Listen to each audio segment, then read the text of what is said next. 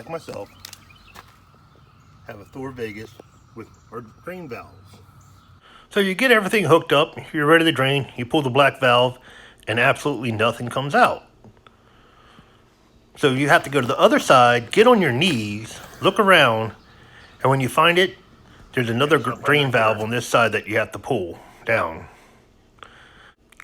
So now you can go back to the other side and pull the other black valve and do your dumping.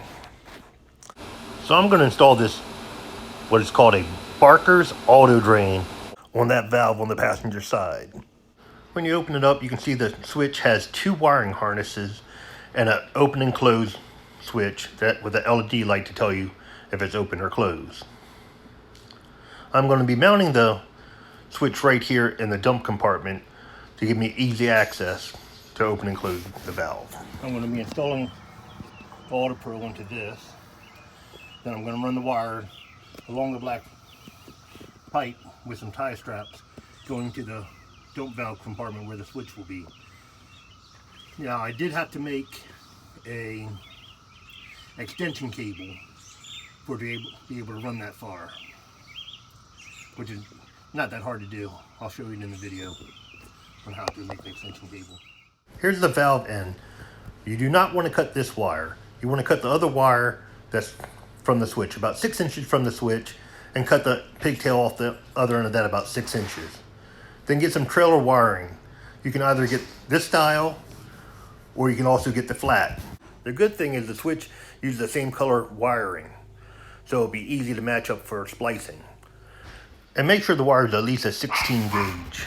Now take the connector end of the switch that you cut off and splice it to the cable, either using heat shrink butt connectors or heat shrink solder connectors to give a watertight connection. And if you like, you can install the wires into a conduit or a nylon mesh sleeve for further protection. First thing I want to do is I'm going to dump out my black tank and flush it a bunch of times until nothing but clear water comes out. Now it's time to install the actuator. It comes with an Allen wrench. I also needed to use a 3/8 and 7/16 socket and ratchet, and also a 3/8 and 7/16 wrench, plus a utility knife and a sharp wood chisel. The valve will no longer be using the handle, so I want to take a wrench and loosen the handle. Then after I have it loosened, I'm going to take the valve and shut it all the way. This actuator will fit a 1.5 inch and 3 inch valve, but the bracket would only fit the actuator one way on each side. So what you want to do is put it on and mark the inside and outside of the bracket so you put it on properly onto the valve. Seems like it should be easy. I'll just take one of the bolts out, hang the bracket from there, put the bolt back in, take the other bolt out, swing the bracket around and put the bolt back in. But what it turned out, there's a lip on the plastic that gets in the way of the bracket. So what you do is just take off one of the bolts first, and then take a wood chisel or razor blade and shave away that lip. Just take the wood chisel and wiggle it back and forth, and the lip will come right on off. So with the one bolt removed and the lip removed, reinstall the bolt with the bracket, and then go to the other side and take off the bolt and nut. With the other side bolt out, take your bracket and rotate it over and put the bolt back through, then tighten both bottom bolts and nuts all the way up. Now with those tightened up, it's time to install the actuator.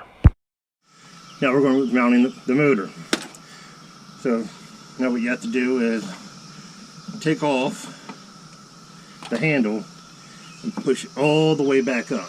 You can install the actuator pointing down, but since I have enough room, I want it to go sideways. So I take all 4 bolts out and turn the valve sideways and retighten everything up. You will get some juice on your hands when you remove all 4 bolts. Just remember that.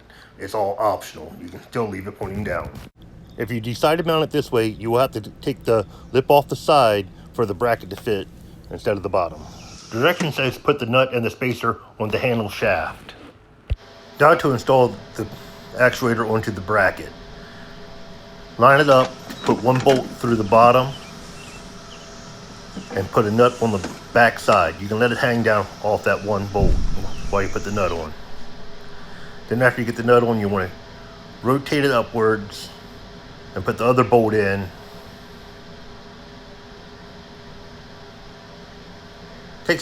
With it in the sideways position is a lot harder. If you did with the downward orientation, it would be probably 10 times easier to hang the nuts and bolts. But after you get everything all hooked up, you want to tighten it down and check the spacing to do adjustments. So it looks too tight, so I need to come in a little bit because it wants about 1/8 of an inch to 1/4 inch spacing in between the spacer and the plastic flange. But in this orientation, I cannot get it to get enough spacing. It is just way too tight. This is the farthest I can get it apart. It's still touching. So what I wind up having to do is taking the spacer off and the nut off and reversing them. Put the spacer on first, then the nut. Now I'm able to get the proper spacing. So now I just take the bolt and put it through the flange and into the spacer and tighten it up for the actuator to be completely installed. Now the wiring will be next. I get some long zip ties that will be able to go around the big black pipe and hold the wires in place. So now I take the extension cable I was making with the connector end and plug it into the actuator and run the wires along the black pipe, zip tying while I go to the other side. So I keep on going until I get into the storage compartment where I bring the wire in through the opening for the black pipe. Now I go into the storage compartment right beside the dump and remove the board that covers the inside area where the water pump is. Now I do have power wires going to the water pump, a negative and positive, but that's only on when the water pump's on. But I also have constant power coming up to the light switch. The auto drain only uses a 1/2 amp, so I'm not worried about overload. Now it's time to drill a hole. So I move everything out of the way so I can drill a hole upwards to bring the power wires up into this compartment. Bring the power up through there.